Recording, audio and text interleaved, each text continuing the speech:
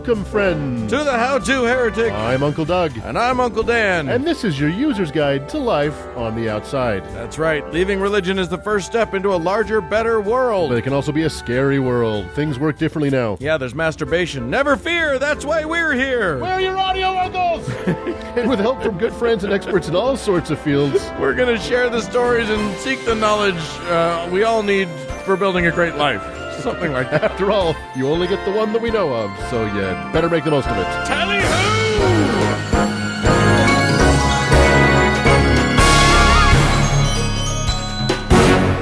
Hey, Uncle Doug. Here am I. You know what? You know who's not here? Yeah, it smells so nice in here. It's that damned Uncle Mark. Uncle Mark's been fired by the podcast. Yes. Yeah. We've taken over, and now it's our podcast, and we don't need you, Mark. Shut up. He'll find out when he listens to this. Yeah, exactly. He's knocking downstairs right now. Yeah, exactly. Guys? Yeah, we are one uncle short this week. Uncle Mark had a work emergency that pulled him away, unfortunately. Yeah, well, we can do it without him. We don't need that guy. Yeah. So the first way that we don't need him is that I am going to delve into a Bible story.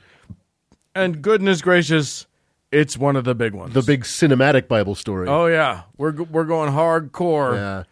And then we have Dr. Darrel Ray on to talk about jacking it. Yeah, we're literally, last time he was on the show, he's a psychologist, he's a smarty pants and all that sort of stuff. And we teased that we would have him back on to talk about masturbation. And we did it. We done did it. It's coming. So this is an unorthodox show. We got two uncles and two segments this week. So we're kind of out of the box this week. Yeah. Take that, world. Yeah, right. You can't pin us down. Today's episode, by the way, brought to us by the good people at Hobby Lobby. Oh, good. For all your how-to supplies, shop Hobby Lobby. I don't think they listen to the show. I don't think they know what we're about. Also, do not shop Hobby Lobby.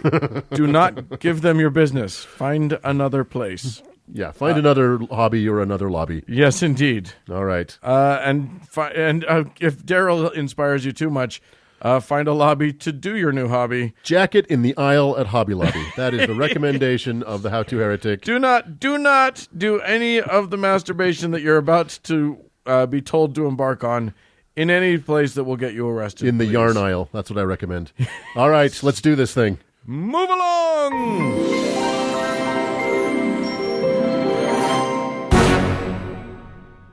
Well, Uncle Dan. Yeah. How you doing? Oh, man. I you know what I need? I need a vacation. I need like 40 days to get out of 40 here. nights of just sweet R&R. Right on. But let me tell you something. It's America and we don't take vacations? Well, there's that.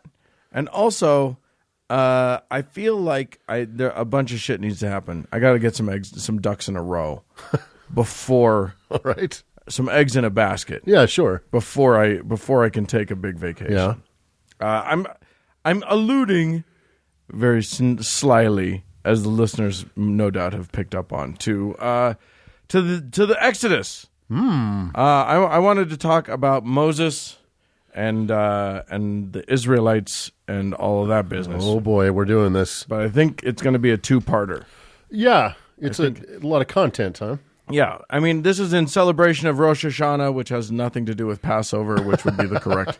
But it's the time of, I don't know, there's a Jewish holiday that's happening. There's a Jewish holiday always happening. Yeah, exactly. Right. Exactly. So we're celebrating that by shredding a bunch of ancient Jews. Right on.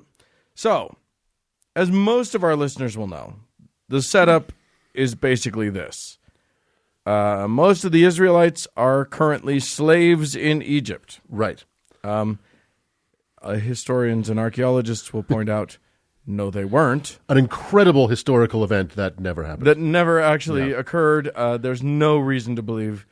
I mean, the Egyptians were amazing record keepers. It's kind of their thing. And they didn't. There's just no evidence that they ever enslaved a whole tribe or race of people. They wrote on everything. Yeah. Right? And they never said, by the way,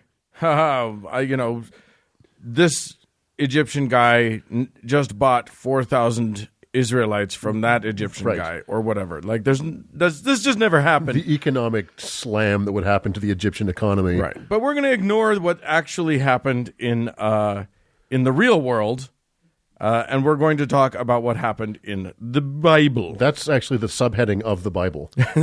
Ignore what happens in the real world. Yeah, exactly. Read the Bible. So let's dip in. So all this kerfuffle really launches from a fever dream of a doofus that a doofus had in the desert.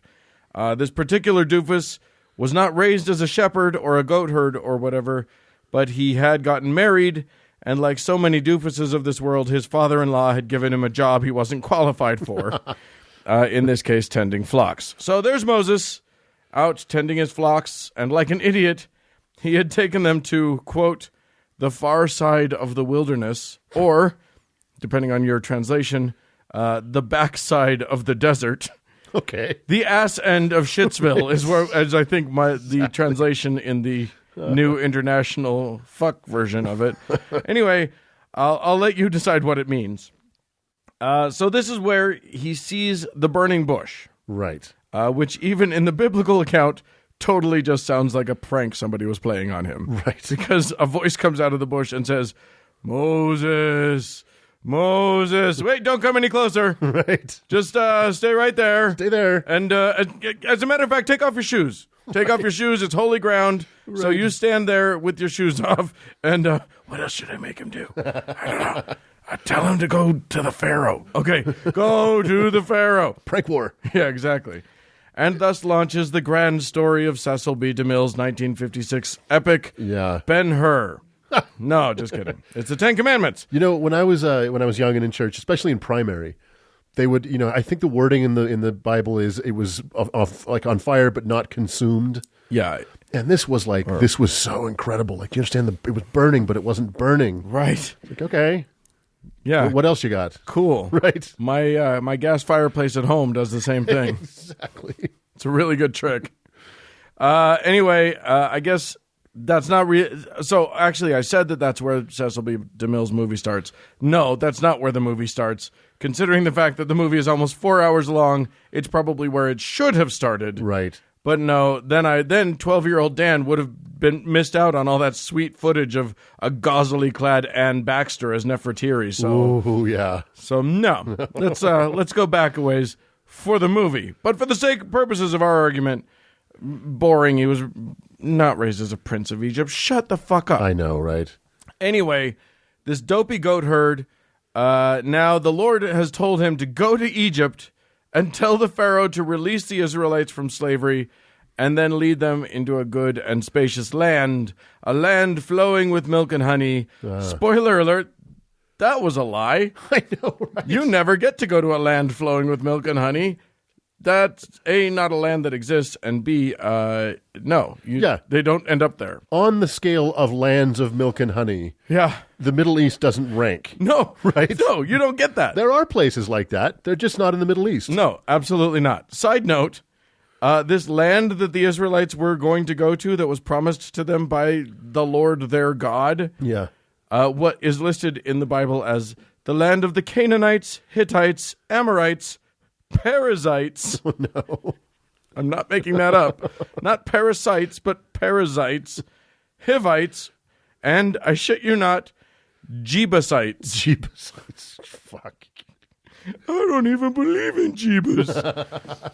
Anywho. And that there is a list of a whole bunch of people who are going to got genocided. Yeah, exactly. Right? Yeah, This right. is who you kill first. One or two of them, it's just like, hey, Lord, these guys are on that land you promised. Right. Oh, okay. Well, kill I have a solution. most of them. Keep their wives, though. Right. Whatever. Exactly. Anywho, Moses is worried about this plan. He does not trust that the Israelite people will believe that he saw God, or that Pharaoh will listen to him, or that basically any of the things that he's supposed to do will work. A man of great faith he is. Yeah, exactly. So God has a plan. Moses should go to the elders of Israel, and they'll go to Pharaoh and say, hey, we talked to God, and he says you should let us take a 3-day weekend to go into the wilderness and do some sacrifices to him. Then, and this is all part of God's plan, the Pharaoh will say no. Okay. Because, that's just not how slavery works. Right. But then God will fuck up the Egyptians with a bunch of crazy shit, and Pharaoh will let them go. And also, bonus, God will make the Egyptians suddenly super like the Israelites, and the Israelite women will be able to ask the Egyptian ladies for all of their gold and silver jewelry, and they'll totally give it to them. Okay. The quote from the Bible is, "And so you will plunder the Egyptians." So, All right. cool. Yeah. Cool. This sounds like a story a first grader made up. Yes. You know what I mean? Yes, it and does. then they get the gold and they leave, and the Pharaoh's like, no. Go. That element of this story just gets worse. Wow. It just keeps compounding. But even after that great plan that the Lord has laid out, Moses was still like, but what if Pharaoh doesn't believe me? So God does some cool tricks. He's all, I got nothing in my hands. Look, nothing up my sleeves, right? Now check this out. Throw your stick on the ground. And boom, it turns into a snake. And at which point Moses literally kind of screams and runs away. And then God's like, no, check it out. Pick up the snake by the tail. And ta-da, it's a stick again. Ooh. Great. That's a good trick. Yeah, That's a good trick. Now, have you heard of David Blaine? Now, is God 100% sure that that's going to be enough to trick or to convince Pharaoh? No. So he's got some other tricks. And here's the trick number 2. So this is God telling Moses what tricks to do when he gets to the convince Pharaoh All right. to let his people go. And it's weird that DeMille skipped this particular trick. Yeah. You included the snake trick. I remember that. He did not include this one. The Lord says to Moses, "Okay, now take your hand and put it in your robe. All right, pull it out. Ta-da! You have leprosy." And his hand is all like fucking white and leprous. And then he says, "Now put it back in and pull it out. You're cured." Okay. trying to wrap my head around this one. What's troubling you, Doug? It's a great trick. It's a great fucking trick. If I'm Moses, that doesn't make me want to do this more. No. Right? No, that's like that's one of those moments when you're like, am I unpunked? Exactly. God. So you're going to give me leprosy. I mean, it's cool that you cured me and all, but I don't think I'm going to do trick number 3. Whatever you ask me to do. God's like, now pull out your dick. No. Exactly. No, God. Bad God. Anyway, there was a third trick that was involved turning water into blood or whatever, but we don't have to worry about that. There you go. What is the connection between these two things? Like, why does a stick turning into a snake convince Pharaoh to give up slavery? Well, okay, what we're doing is trying to convince Pharaoh that the Hebrew God is way cooler and more powerful than his own Egyptian magicians and gods. Okay. Turns out, not that much cooler. Those guys can do all the same tricks, or almost all the same tricks. But that's what we're going for. All right. My God is more powerful than your God. You have to let us go. Okay. Now, okay, we'll get to it. Fuck this. It's so stupid. Okay, Moses eventually packs up his family and his fancy magic stick and his hand that can turn white, and makes his way to Egypt. You know, I think I might put that stick in the trunk. You think? I don't want to have it in the cab with me. Yeah, exactly. All right, kids, do not throw this on the ground. I promise you will not like it.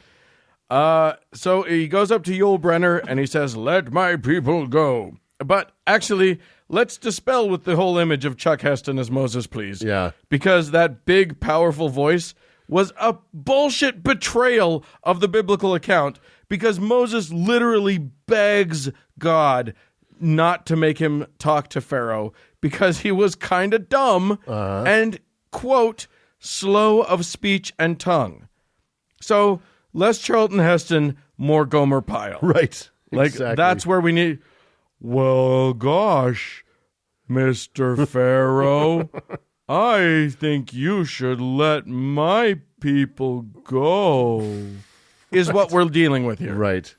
The Lord gets pissed at him, but finally says, okay, fine, you can let your brother Aaron do all the talking.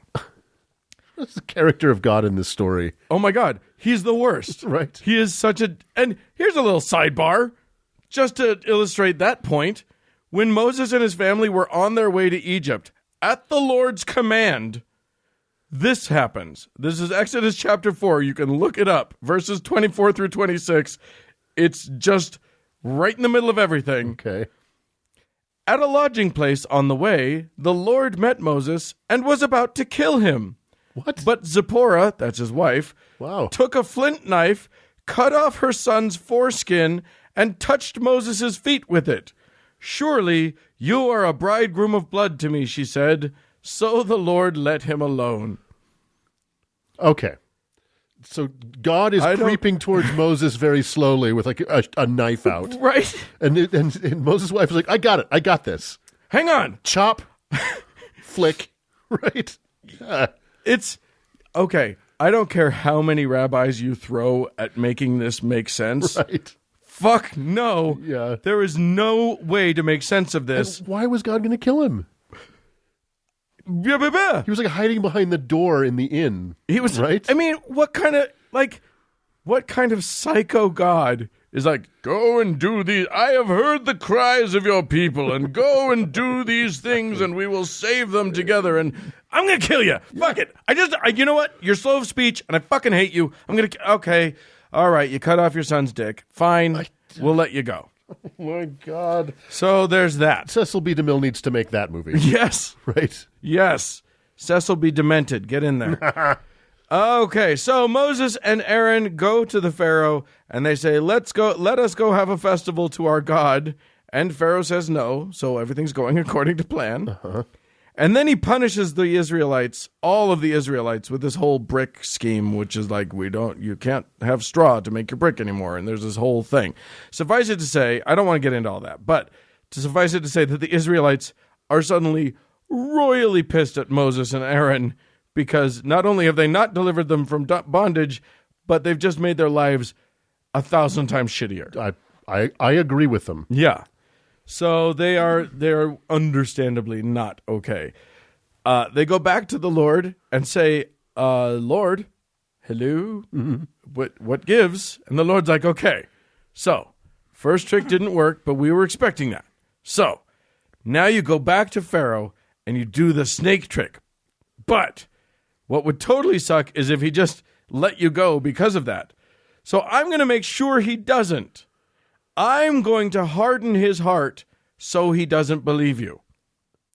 The Lord does that. The psychopath. It says right there, so that I can show the wonders that I want to show, I'll make sure that the trick doesn't work. And spoiler alert, that thing he wants to show ends up in infanticide, but we'll get there. It ends up in all of the sides. Right, exactly. It's insane. So now we get to the cool stuff, the plagues.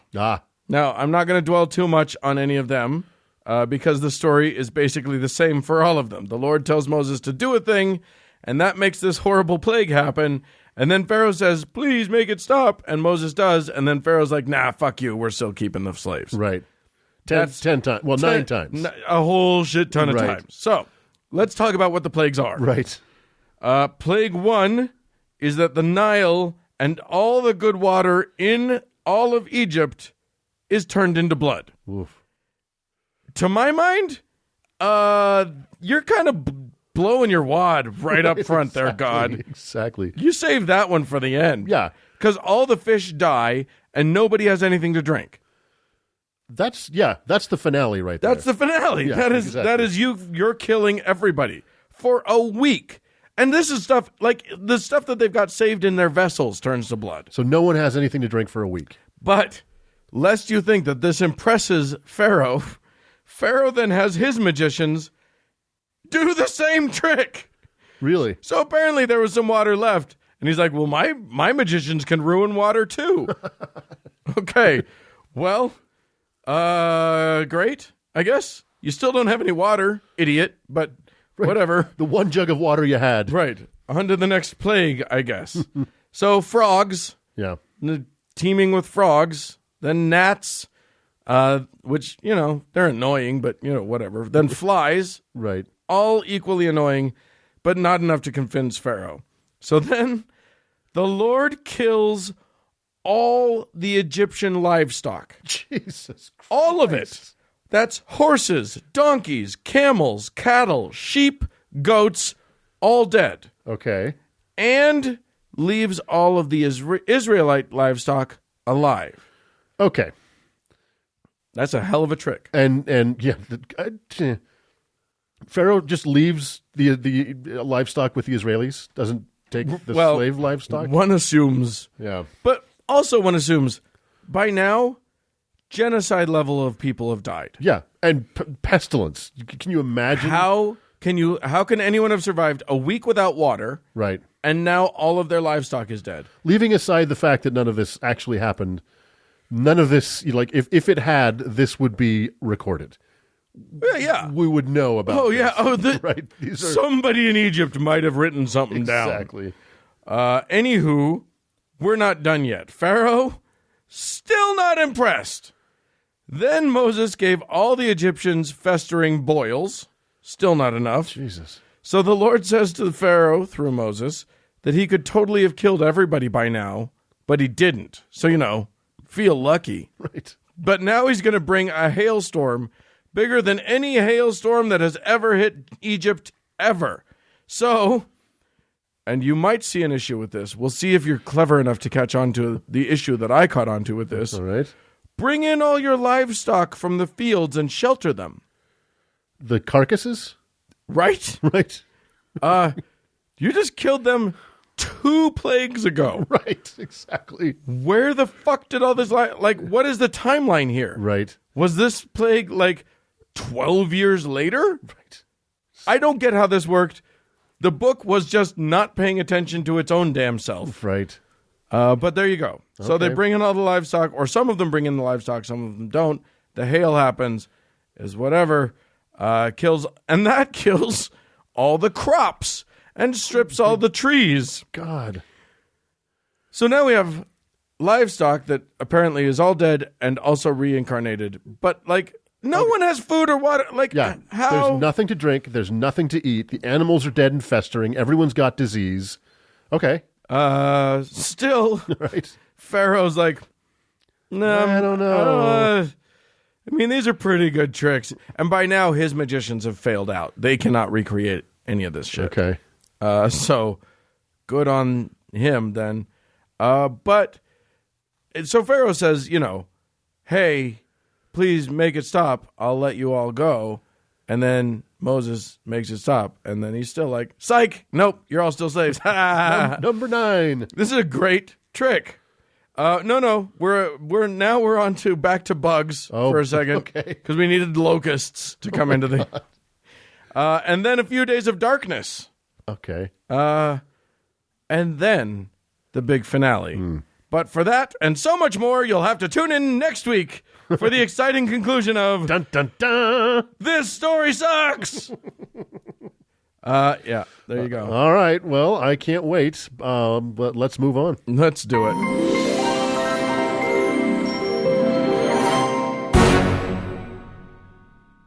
Hey, Uncle Doug. Hey.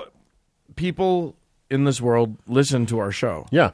Quite a number. Which is hard to believe. It is hard to believe we're idiots. Yeah. But not as big idiots as those who are so pleased by what we produce that they give us money. Also unbelievably, but we're grateful for it. But we're so grateful for Yeah. it, and we owe some thanks. So today I would like to give great thanks to Empress Me, like it's Empress Me. I like that. See what they did there? I do. Gary, Maurice, and Gaia. Thank all of you so much for joining the legion of people that are out there trying to make this podcast worth our while we try and make it worth your while. Absolutely. And, for those of you who want to join the ranks of these beautiful people, just go to our website, hit the support button. Yeah, whatever it is. Go to howtoheretic.com. We really should learn how to do this better. Look around. You'll find a thing. You'll figure it out. You're a smart person. And then you can go to that'll take you to the Patreon page. And then just slide your dollar bill into the floppy disk slot. Yes, indeed. And we will get it. Yeah, exactly. And while you're at it, go anywhere you can to give 5 stars. Stars don't cost money. Stars don't cost you anything. Yeah. Give and give plenty, and don't give less than 5, or you're damned. You're already listening on the iTunes or the whatever you're listening on. Welcome, Spotify listeners. Yeah. So find a way to give us 5 stars. God damn it! It's not that hard. We love you. Thanks for everything. Moving along.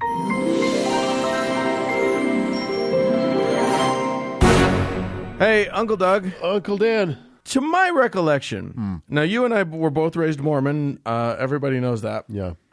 The best part about being a young man in Mormonism is knowing for a fact that you're the worst human that is possible on the face of the earth. Yeah, there's a nice kind of comfort in knowing that God hates you. God can't stand you, and you're doing everything wrong.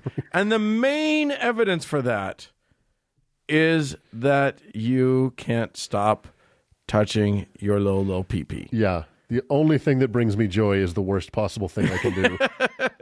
So we brought on our good friend Darrel Ray, who we've had on before, to help us through this. Darrel, how are you? Welcome back to the show. Welcome back. I'm glad to be back, and I hope I can help you guys get over your fear of jacking off. So, okay. So apparently, now that we've left religion, we're supposed to somehow believe that this thing that we pathologized our entire youth is not bad. Is that the claim that you're going to be making to us in this segment? That is the claim I'm going to be making. More importantly, I'm going to be making the claim that if you recover your sexuality, you will also lose your religion in the process. It's almost that simple. Wow. Yeah, I have the secret formula. I have the magic juice. I like it. I'm a little afraid to touch your magic juice, but I'm going in. I'm going in. The magic juice is lubrication. If you'll just come along with me, we can make this happen. Okay, so you've made spelled C-U-M. I'll come all over you. This is not going to be a good segment. This is going to be a very bad segment. I can already tell. No, Darrel, you have made quite a bit of study of this particular subject, and you've written about it. Talk to us about masturbation. Well, whenever I give a talk, as you've probably seen me, I almost always begin my talks with, do you masturbate? I do. And I raise my hand in front of, 100 people or 1,000 people. I say, I masturbate. How many of you masturbate? And getting people to admit that is the first step in reclaiming your sex. Because you are the first sex partner you've ever had in your life. And you may be the last sex partner you'll ever have in your life. And you only get one body in this life. And there isn't any afterlife. And you certainly aren't going to get any sex in the afterlife if you're Christian. You do if you're a Muslim, but not a Christian. You have not read Mormon theology. Well, no. Mormons are not Christians. And that I will flat out make that claim because you're not Trinitarians. Oh, we're going to have to 1900. Yeah, we're going to have to do a whole segment about this. Yeah, for almost 1,800 years, Trinitarianism was the defining a structure of Christianity, and anybody that wasn't Trinitarian got kicked out. The Arians were not Trinitarian. The Monists were not Trinitarians, and they all got kicked out. Well, you guys are not. Well, you guys, your ex-guys you're not Trinitarian, so you can't be Christian. And any Mormon that says they're Christian, let's just be honest. We know what defines a Christian. It's the Trinitarian belief. It has been that way since 325 A.D. Okay. Period. So I'm about to say a sentence I never really thought I would say in my entire life, but I want to steer you back to masturbation.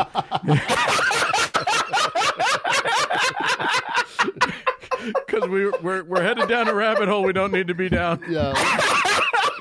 Let's talk about the Holy Trinity between my legs.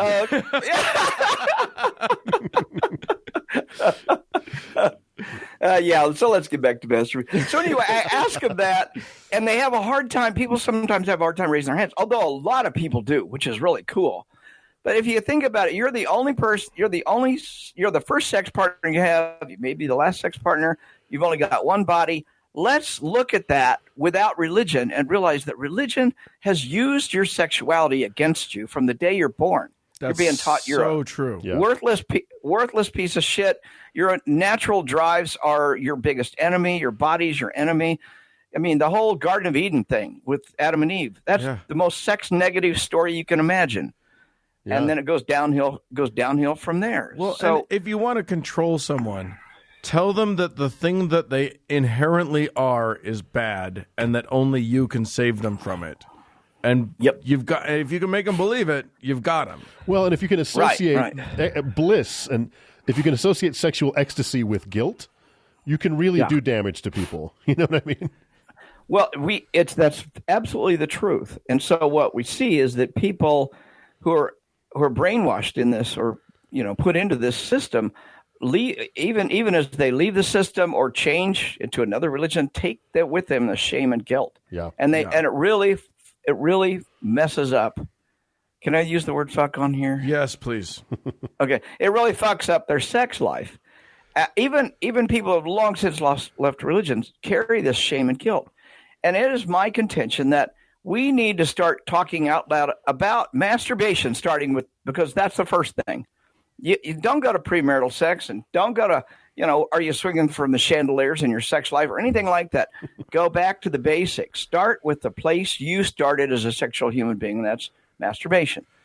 And that is, once you get that down, it really opens a door to talking about everything else related to sex and sexual shame, sexual guilt, and your body, all that stuff. I mean, that's my contention. You say once you get that down, and to me, what that means, and you correct me if I'm wrong, is once you get that down, meaning once you can masturbate without feeling horrible guilt, without feeling the shame, or at least notice the shame that you're feeling, notice the guilt that you're feeling, and ask yourself some questions about it.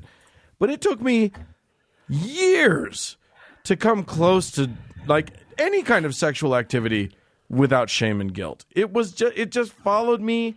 I didn't believe in God. I didn't believe in hell. I didn't believe in any of that shit. And I was still feeling like shit when I was masturbating or having sex. It was weird. Well, you didn't have me around. I know. I needed Uncle Darrel. That's right. Because I'm serious. I think had we, and I will be right in the same place you are, years it took me to get over it. Yeah. But I wish I'd have had me around. I wish I had somebody around saying, you are a worthwhile human being and your sexuality does not define you, and your religious shame, you need to find a way to move around that and get rid of it. There's so much to be done about that can be done rather quickly. We just had this gigantically successful retreat for recovering from religion this last weekend. And one of the main focuses of that whole retreat was sexuality. And here are people who are recently left the church, a lot of them had recently left some church. Right. And they're there, and here we're starting out the entire weekend talking about sex and masturbation and premarital sex and all this stuff.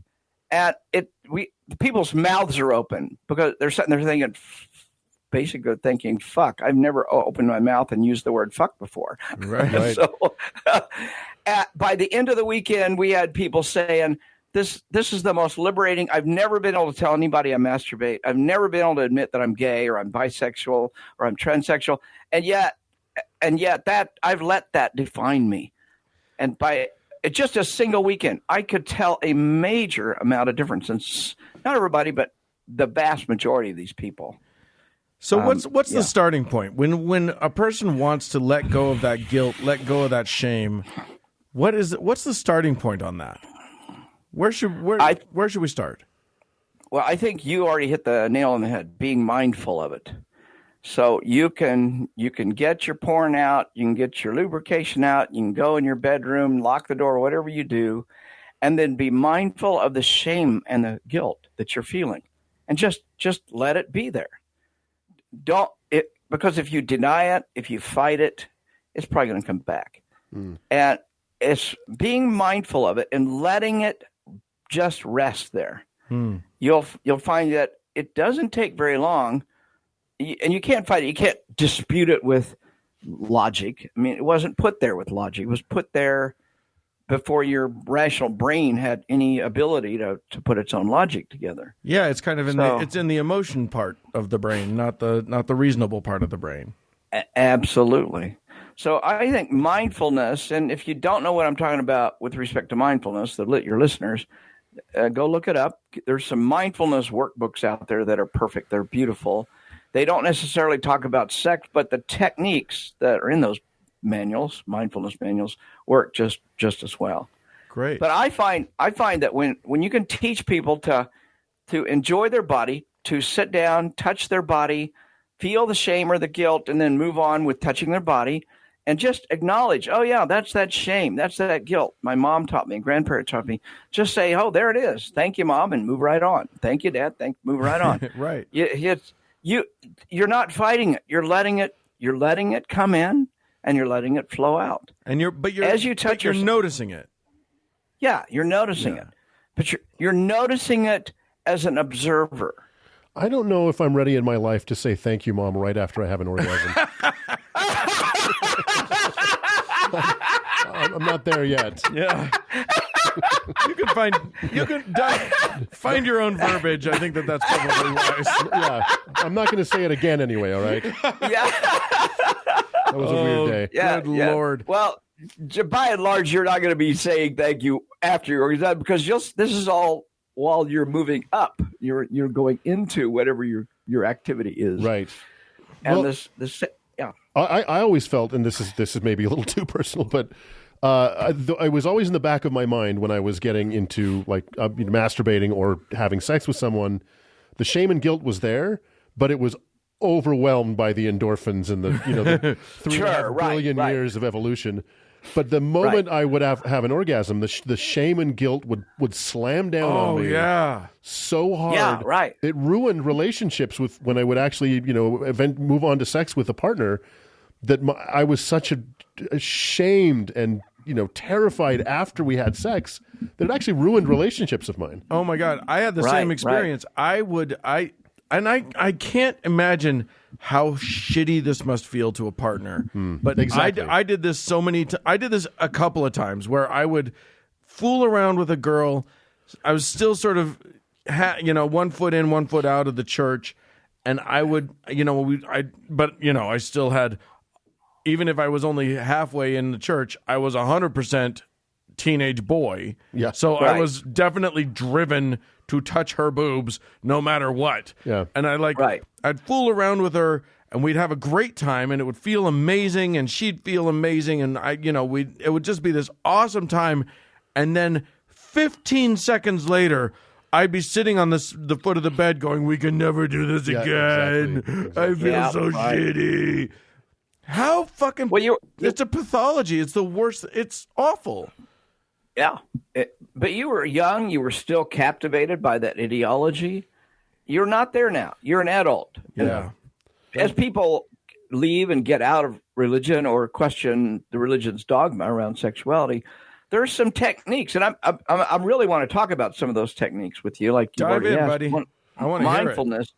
Well, one of the techniques is that when you have a partner and is to talk up front and out loud about the programming and say, look, I'm working on dealing with some old shame and guilt that came from my religion. I just want to let you know what's going on so that you will not feel like you're in any way responsible, but here's what's going on. And when we're finished having sex, sometimes the guilt overwhelms me or the shame. And it's just a residual from all the fucking craziness my religion gave me. So when we're finished, I want to just lay back and enjoy, and I'm going to let that shame come in. And if I let that happen, if I observe it quietly, I don't want to talk or anything, then about 10 minutes later, I'll be ready to re-engage in some way, shape, or form. I love that. So you're controlling, you're helping the other person know what the boundaries need to be to help you get through this. And I guarantee you it will not be long till you're not doing that anymore. You don't need to. And your partner will be more respectful. I feel like that kind of honest, upfront, like confrontational, not with your partner, but with confronting your own emotional sense and your own state of being that's got to like power through. Like it took me years to like get through all of the stuff that my brain wanted, that I had stored in my brain. But I didn't take that kind of an approach. I was not that upfront about it. I took I'll just, guilt my way through sex for the next, 10 years and hope that someday it just goes away. I like your approach a lot better. Yeah, you'll get through it a lot faster. When you try to, quote, push your way through or force your way through, you're actually empowering it. You're giving it more power. Now, that's based upon a myth that we all buy into this myth too much, and sometimes totally. And this is we're gonna change gears a little bit and talk about the myth of the past. And when you go through life believing that your past is currently a part of your life, you're buying into perceptual myth, because at this moment, you and me and Doug are all talking. That's the only thing there is. Our history is contained in a compartment in our brain. It doesn't live. It only lives if we let it live. Right. So if you can, one of the techniques is to recognize that your history is something that you control. You narrate your own history, and you create the perception of what that history means. You put meaning on that history, and the more you let that meaning, more you put meaning as, I had a terrible past, I had a horrible brainwashing, I had a horrible whatever. The more you're currently in the present going to behave as if it were that way. Yeah. If you can back up and be an observer of your history and say, man, my mother, father, brother, whoever really, really fucked me up at that moment, but this is not that moment. This is a different moment. I can look back on that moment just like I can look back, on the fact that I struck out in the last baseball game I played. Right. I don't keep that as a horrible memory. I don't like it, but it was not a horrible memory. So you have to put your own interpretations. And one of the things I teach, and many therapists will teach, is how do you live in the present, in the moment? And when you're with the sex partner and you're enjoying their body and they're enjoying yours, how do you stay in that moment? And if those thoughts come in, how do you let them come in? Don't resist them, and then let them pass on through and get back to enjoying the bodies. That's a very important technique. Well, and I think that's very interesting, because so many of us who, this isn't a common experience for all humans, but for all of us who left religion, the past is kind of a monster that you're always kind of keeping at a distance, because that you've changed, you've gotten away from all that damage that was done to you and the organization that did it. But a lot of, I myself find that I don't like to think back about my life when I was in religion, because it's very painful, and for many other reasons than I was a shitty asshole religious guy. You know what I mean? I don't like to like to think about that, but I think that's a fascinating way of looking at it. Yeah. Well, you made a comment right there that I think is interesting, because you said use the word "it" is painful, indicating my past. Thinking about my past is painful. And so I would ask anyone making that kind of statement, are you creating the pain in the moment right now? And if you are, then it's you that's creating that pain. It's not your past. It's not the preacher that molested you. It's not all these. And I'm not endorsing any of the shit that went on back there. Sure. What I am saying is, how do we learn to live who we are, what we are right now? And the better you get that skill, the more you're going to enjoy life overall. Whether you had a bad past or not. I don't care if you've been atheist your whole life. I still advocate you need to learn how to live in the now before you can have a healthy emotional life. because you're always going to be disengaged in some way, shape, or form if you don't know how to live in the now. Well, and I just want to clarify that I'm not paying for this session. Okay. I was going to say we haven't agreed on a rate yet. This is. I will say this: there is no more living in the now than masturbation. Yeah, that feels Yep. Feels like the number one living in the now that you can do. Exactly. And so if you can practice living in the now while you're masturbating, you're getting great practice for in the rest of your entire life, actually. Interesting. In those terms. Yeah, I love that. And apparently, we should mention this because it's a bunch of male voices here. Apparently, girls do this too. Is that possible? Women also are allowed to masturbate? It's probably...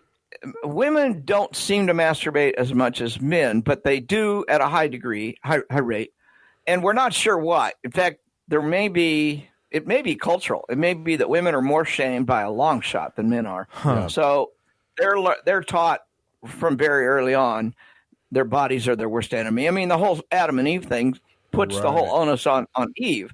So whether women do it at equal or not, I don't know. It's not relevant. I will say that it's beyond a reasonable doubt, 60 to 80% of women masturbate. But women and men do. We both go through cycles. So, there may be times in your life when you're just so preoccupied with other things, you don't even think about masturbating. Sex is not on your mind. So I know some women, they've told me I went through a divorce. I wasn't interested in sex for 2 years afterwards. I didn't masturbate or anything. But once it started coming back, I got really active.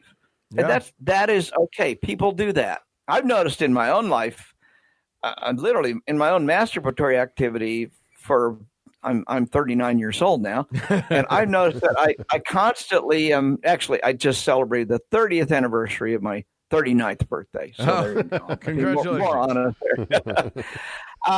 I've seen myself go through cycles where I'm horny as hell for 3 or 4 or 5 days, and then it really tapers off, and I might not be nearly as horny. I might not even masturbate one day, and then I'll be back to masturbating 3 times a day or something. And it goes in cycles, and it may be a 6-week cycle or a 1-month cycle or whatever, but I don't know. Other people do that, but I know I've heard enough people say they go through those kinds of cycles. And those are pretty normal. I'm glad it happens in cycles, because if I continued to masturbate at the rate I did in my early 20s, I wouldn't have a house. I wouldn't have a job. You'd just be in jail masturbating. I would have had to pause this podcast. I mean, I think one of the conclusions of this conversation, and one of the things that I had to figure out, which is crazy to me, is that this idea that is not just in Christian culture, but is very much in Christian culture, that your body is a temple, not a playground, right, is exactly bass-ackwards. Right. Like, my body is the only playground I get, and I'm in it all the time, and I'm going to fucking try all the rides at least once, just to see what I like. Right. Yeah. Yeah, it's insane to me that people think, I mean, could there be a more boring thing in the universe than a temple? I don't want my body to be a temple. I want to play. Right. You remind me of that. I think I can get the story right of the guy who went to the doctor and said, "Doctor, I think I've got a really, really bad problem." And the doctor says, "Well, I think you may have a problem too." And the guy says, "Well, what do I need to do?" Well, I'd like to examine you first. And the guy says, "Okay, can you examine me?" He said, "Well, first you need to stop masturbating." So I can.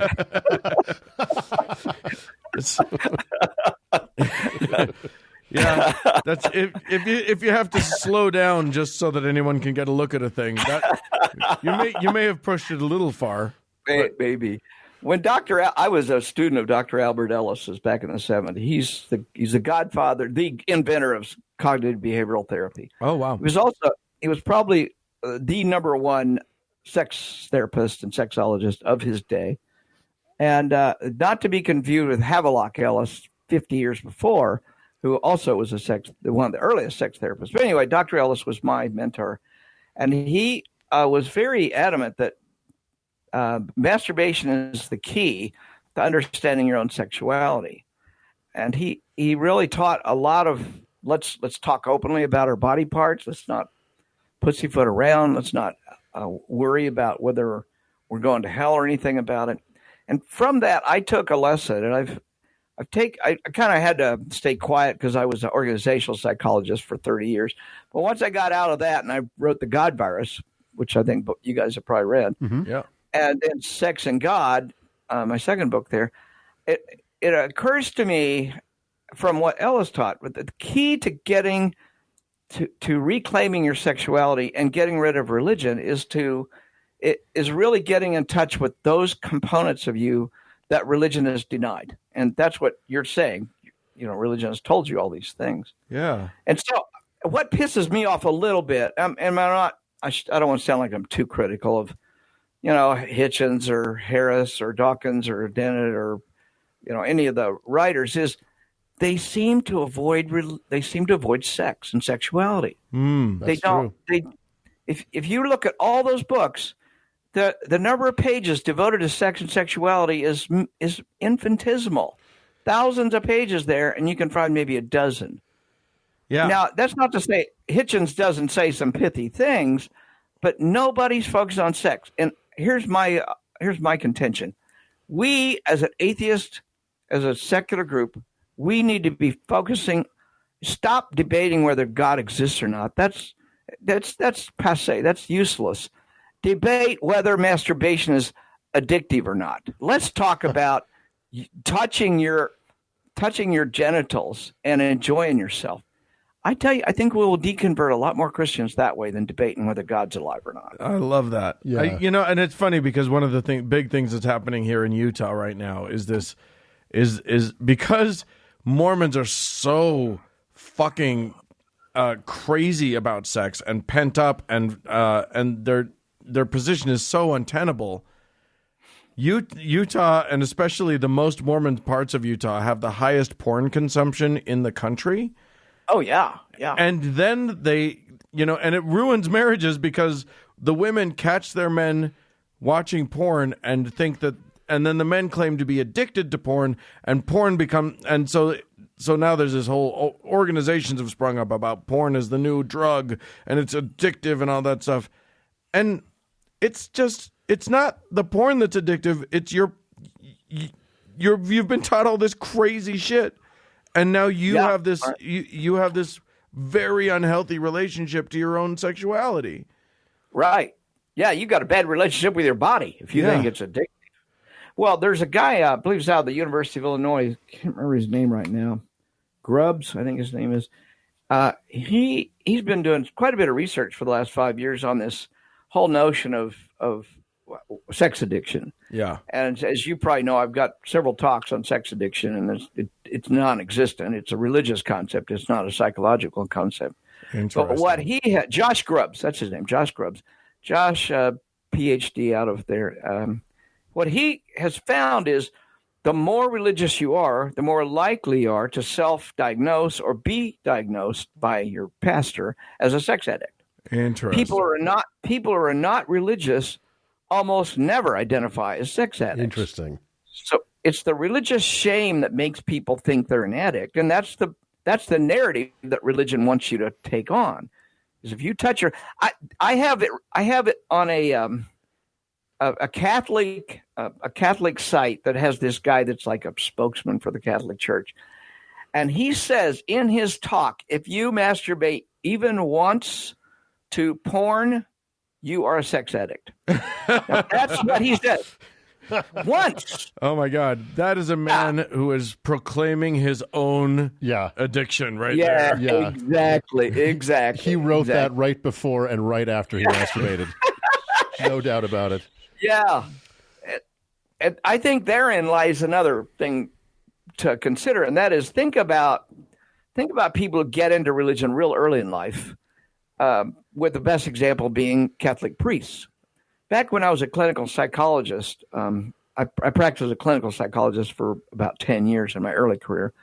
I had I had two different priests drive over 100 miles to see me because they didn't want their a bishop to find out they were talking to a psychologist. Oh, of course. And both of these priests wanted to talk to me. This was about the same time the sex addiction idea came out. 1983, Patrick Carnes wrote, the asshole Patrick Carnes wrote the book on sex addiction. He's horrible, and the book's terrible. So I don't recommend anybody. So they come to me and say, I think I'm addicted to porn. Each of these independently, they don't know each other. And I listened to them for about 3 sessions, and I basically said, they sound like normal 13-year-old boys. That's Right. what they sounded like. These are 50-year-old plus males in the priesthood, and they sound like 13-year-old boys. Wow. After hearing two of these priests, and then over the years watching the Catholic Church and the priest thing, I want to educate your audience about how our biology works. And that'll make us understand what's going on with these priests. One of whom about 10 years ago got arrested. Oh dear. For, you can guess it, and Yeah. he's in prison now. So he did not you tell me failed any of to that. cure him. Well, I didn't. I'm just kidding. My words to him were, "You sound like a normal 13-year-old person," and I think that's a part of the problem. And there's nothing wrong with the porn you're watching, and there's nothing wrong with masturbating. So, but he couldn't accept that, of course. So Right. that was the end of our sessions together. Yeah. Basically, the same story with both these priests. But I want to go back to this. Is really important for us to know as secularists what's going on in your brain at roughly 3 different times. And let's just talk about males for right now. I could do both, but it'll take us forever. Let's talk 3 times your brain gets a shot of testosterone. 2 times in utero, early and late in the development of the fetus. Okay. And then testosterone, during that time, the brain is being developed according to whether it's getting testosterone or not. Because remember, if there is no testosterone, the brain becomes female. The body becomes female. Testosterone is what tells the brain and the body to become male. Huh. So the default of most mammals is female. Right. So in the absence of testosterone, you get female. And so there are actually a lot of cases. I think I read somewhere 1 in 10,000 people have testosterone resistance. Well, you've heard of insulin resistance in diabetics. Well, testosterone resistance means your body can't use the testosterone. So if your body can't respond to testosterone, what do you think happens? You become a female. Yeah. Yeah. And you've got X and Y chromosomes. You are a male genetically, but for all practical purposes, you are a female. You grow breasts, you have a vagina, you never develop testes. I mean, all these things happen, and yet you're a male. You're a male genetically. Huh. So that's what happens in utero if the testosterone isn't done, quote, normal. Right. And I'm not very big on the word normal, but I'm the way things generally pan out. Right. So now we've got a baby's birth. Testosterone goes silent. And so you see boys and girls developing, and they look a lot alike. A 6-7-year-old boy isn't that much different than a 6 or 7-year-old girl, except girls maybe are growing a little faster and maybe a little taller. But when testosterone is once again programmed to kick in again, then the brain starts doing something as a direct result of the testosterone. And that is, it's looking around its environment and saying, what is the appropriate sexual target for me and my species? That's what it's saying. And I mean, that sounds gross, but that's really what species do. Right. If you were a turkey, same thing. Your brain is programmed to look for specific features, but they're not prescribed. They're just generic features. I'll give you another example. In babies, we do know that when a baby is born, they have the rudimentary skills to see and identify a human face. You can put a dog face in front of a baby as much as you want. The baby will never think that dog is its mother. You put a human face in front of that baby, and it will respond to that human face. And within 6 weeks or so, it will not just respond to the face, it'll respond to the female face. And more importantly, in a very short time after that, it only responds to the female face that it is its mother or female face that's been there in the most. So what it tells us is that genetically, we are programmed to look for something like, you draw, if you're a bad artist like me, you draw a round oval circle and put two little round things and a long thing in the middle and another round thing in the bottom. And you got a human face. Right. And that's those kinds of drawings have been used in the research around babies. So we know that babies are programmed, but they're only programmed so much. The rest, the brain has to, it's like coloring. You have to fill in the colors. We only have 23,000 genes in our genome. There are animals and there are plants with more genes than we've got.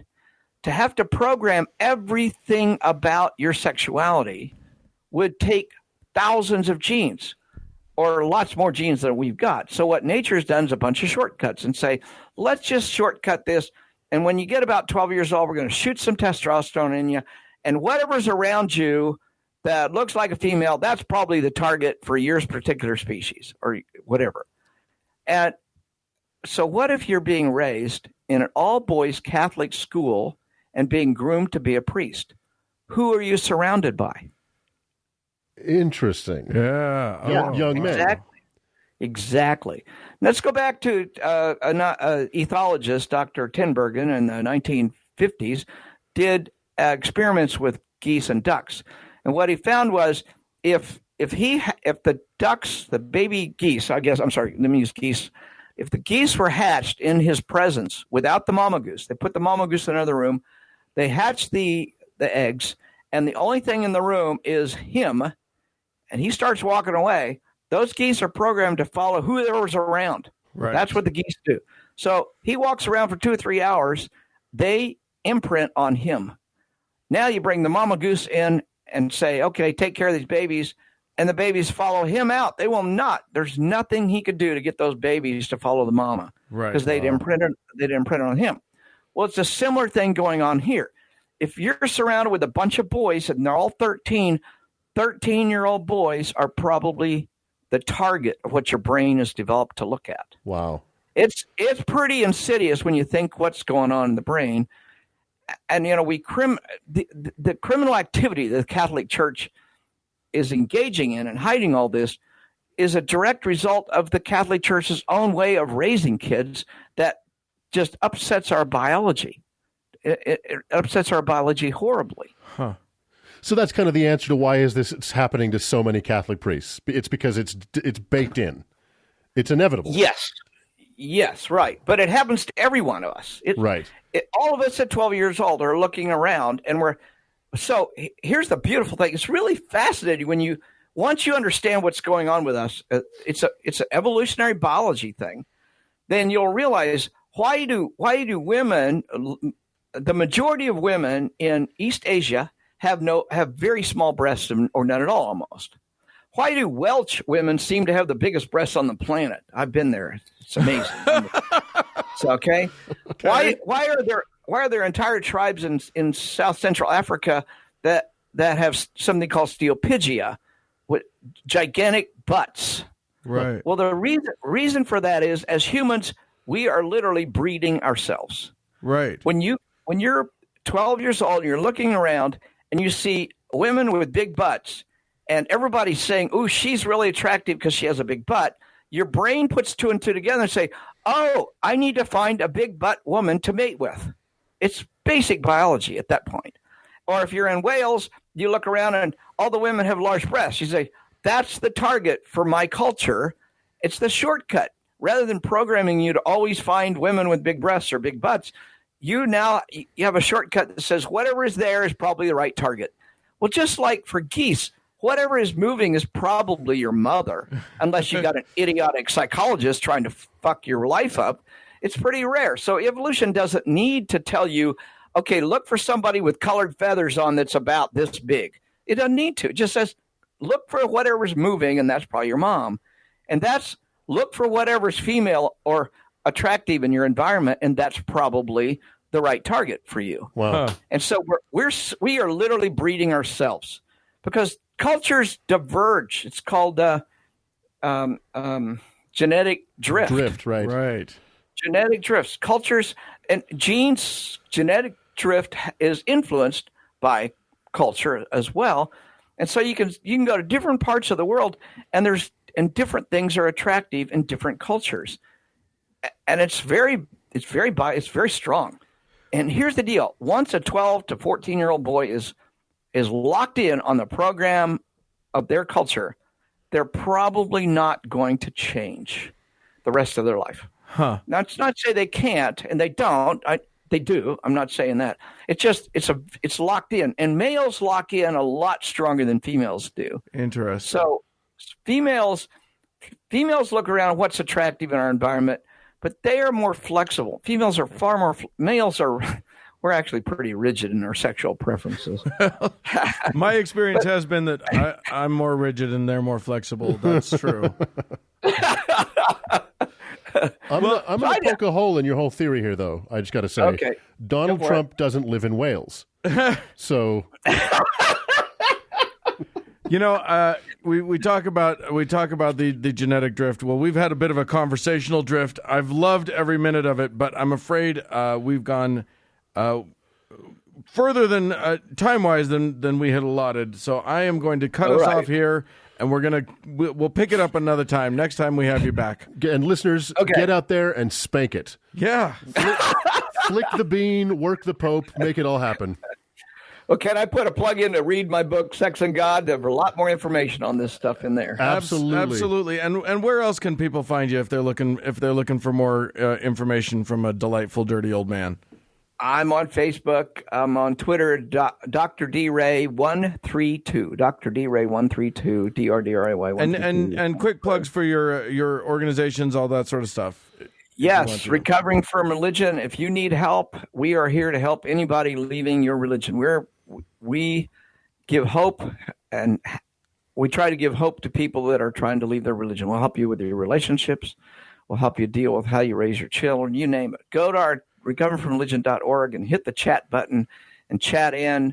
Call in 1-884 I doubt it is the phone number. Love it. And you can talk to real people, or there may be a local group that meets on a regular basis in your community. We're an international organization, and we'll talk to anybody with English speaking skills, and we do have some Spanish language capacity as well. Love it. You're delightful, and thanks for coming on. We appreciate you. Absolutely. You're welcome. All right.